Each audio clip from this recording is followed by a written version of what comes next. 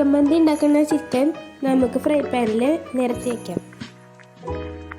എല്ലാ മസാലകളും ചിക്കനിൽ പിടിക്കാൻ വേണ്ടിയിട്ട് നമുക്ക് ഫോർക്ക് വെച്ച് ഒന്ന് കുത്തി കൊടുക്കാം.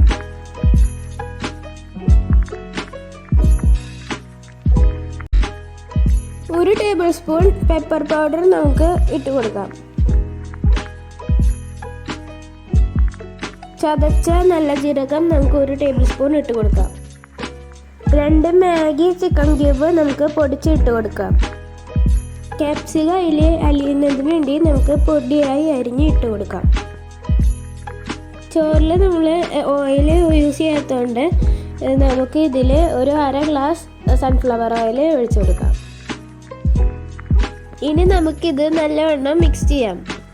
മസാലകളെല്ലാം ഇതിൽ പിടിക്കാൻ വേണ്ടി നമ്മൾ 1 മണിക്കൂറെങ്കിലും ഫ്രിഡ്ജിൽ വെക്കണം. പക്ഷേ തിരക്കുള്ളവരാണെങ്കിൽ ഒരു 10-15 മിനിറ്റ് വെച്ചാലും മതി. 3 മിനിറ്റ് നമുക്ക് ഹൈ ഫ്ലെയിമിൽ വെക്കാം.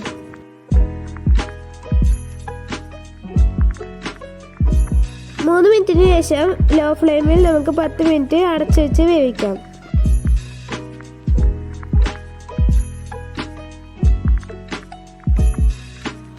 പത്ത് മിനിറ്റിന് ശേഷം അത് തുറന്ന് നോക്കി ഓരോന്നായി മറച്ചിട്ട് കൊടുക്കാം. എന്നിട്ട് ഒരു ടേബിൾ സ്പൂൺ കുരുമുളക് മുഴുവനോടെ ഇട്ട് കൊടുക്കാം.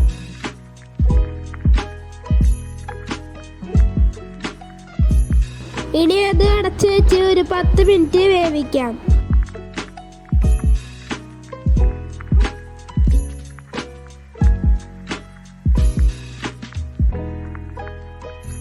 ഇനി വേവിച്ച് വെച്ച ബിരിയാണി റൈസ് നമുക്ക് അതിലേക്ക് ഇട്ട് കൊടുക്കാം.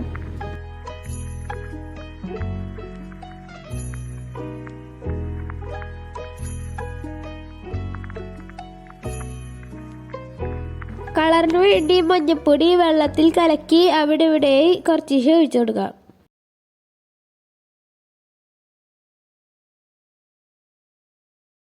ചോറിൽ ഇങ്ങനെ പച്ചമുളക് വെച്ച് കൊടുത്തു കഴിഞ്ഞാൽ അതിനൊരു നല്ല മണമുണ്ട്. സ്മോക്കിന് വേണ്ടി മേടിക്കാൻ കിട്ടുന്ന ചാർക്കോളിൽ കത്തിച്ചിട്ട് വെച്ചാലും മതി. ഞങ്ങളിവിടെ ചിരട്ട കത്തിച്ചിട്ടുള്ള കനലിലേക്ക് സൺഫ്ലവർ ഓയിൽ ഒഴിക്കണം. സ്മോക്ക് വന്ന ഉടനെ തന്നെ നമുക്കൊരു ഫോയിൽ പേപ്പർ വെച്ച് അത് പൊതിഞ്ഞു കൊടുക്കാം.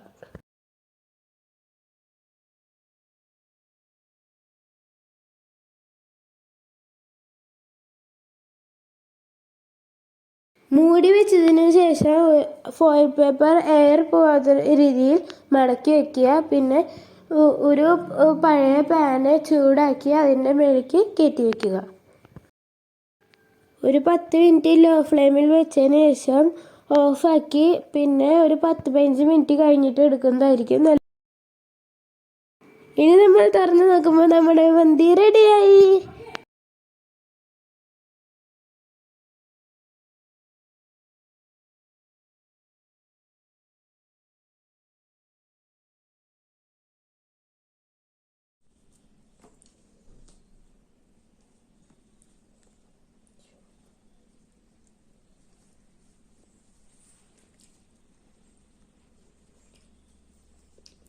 സൂപ്പർ ആയിട്ടുണ്ട്. അപ്പം എല്ലാവരും വീട്ടിൽ ട്രൈ ചെയ്തൊക്കെ ഇഷ്ടപ്പെട്ടെങ്കിൽ ലൈക്ക് ചെയ്യുക, ഷെയർ ചെയ്യുക, സബ്സ്ക്രൈബ് ചെയ്യുക. അപ്പം അടുത്ത വീഡിയോ ആയിട്ട് വീണ്ടും വരാം. ബൈ.